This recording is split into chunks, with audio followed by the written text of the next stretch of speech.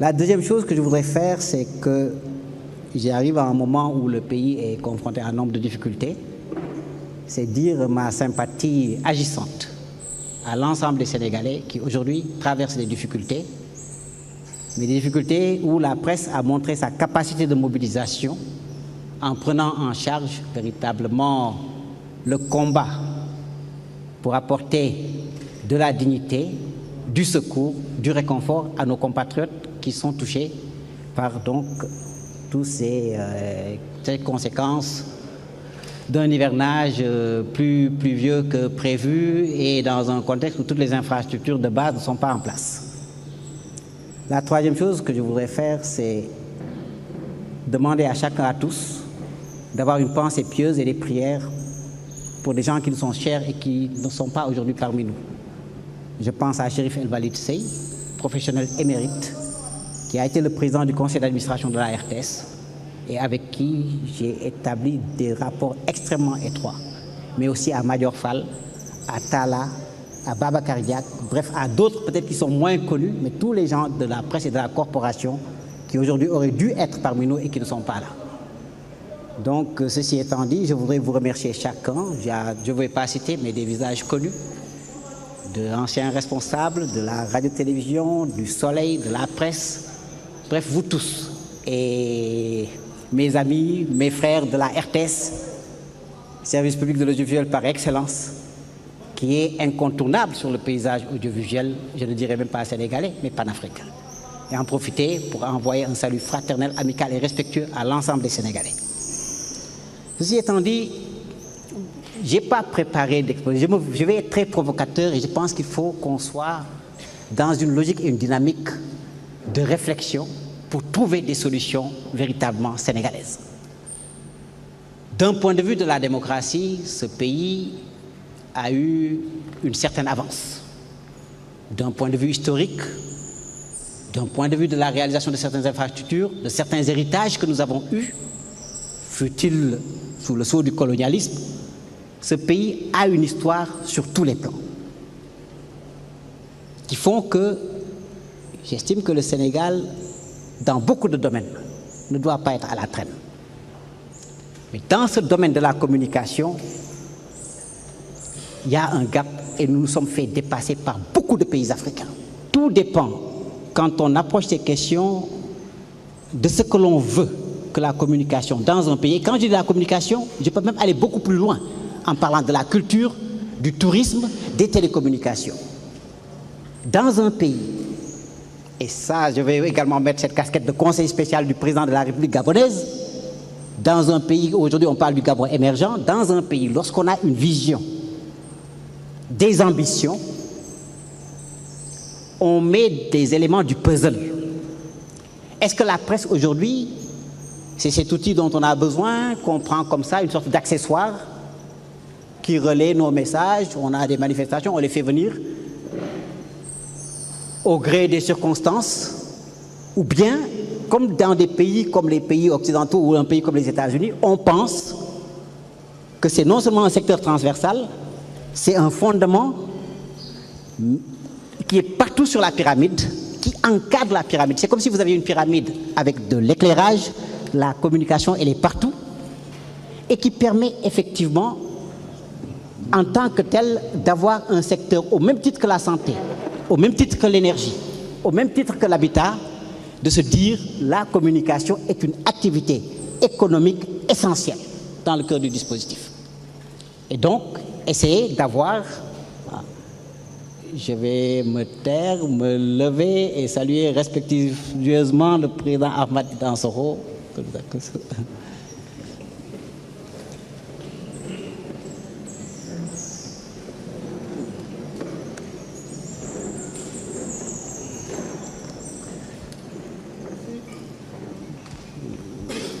Merci beaucoup, Monsieur le Président, de nous faire cet honneur. Donc, le point de départ, c'est que la communication ne doit pas, si on considère que la communication est un accessoire, on ne la traite pas de la même manière qu'on traite chacun des secteurs. Et cela a des conséquences dans son organisation, dans son financement et dans tout le reste. On a besoin des médias comme ça. C'est comme, mesdames, excusez-moi, mais c'est comme un moment lorsqu'on prenait les femmes dans les partis politiques pour faire le folklore. Mais si on considère que c'est au même titre que les autres secteurs, c'est un secteur économique en tant que tel, c'est une rampe de lancement vers l'émergence et vers le développement, ben on le traite en tant que tel. Et donc, on organise l'espace de manière globale, avec des acteurs publics, des acteurs privés. On fixe les ambitions, on fixe la régulation, les règles du jeu, les sanctions positives, négatives, on définit le statut des personnels, et tout cela de manière cohérente. Et j'ai vu assez rapidement dans le code de la presse, je pense qu'il y a ces ambitions qui sont contenues, sans aller un peu dans le détail, mais on sent, voilà, il y a de l'élaboration, il y a cette volonté. Mais dans le plan, ce que j'allais appeler le plan stratégique du Sénégal qui aspire au développement, quelle est la place de la communication? Et je vais dire peut-être une petite anecdote, certains d'entre vous ici étaient là à l'époque. Quand on a voulu faire, à l'époque j'étais directeur des affaires internationales de l'ORTS, quand on a voulu faire la maison de la radio, les Japonais avaient exigé que le gouvernement sénégalais inscrive dans les 4 priorités de développement la communication. Et à l'époque, le président Abdou Diouf, effectivement, avait accédé à cette demande, et c'est ça qui a permis. Parce que c'est ça qui montre le degré d'engagement et la place que l'on donne à la communication et à la culture de manière générale. Alors, si on pense que c'est le secteur que nous contrôlons, est-ce que l'agriculture, on la contrôle? Il y a tellement d'aléas. Mais dans ce domaine du soft, de la connaissance, où aujourd'hui les outils technologiques sont possibles, il suffit d'avoir des ambitions claires et nettes. Mais le problème vient d'où?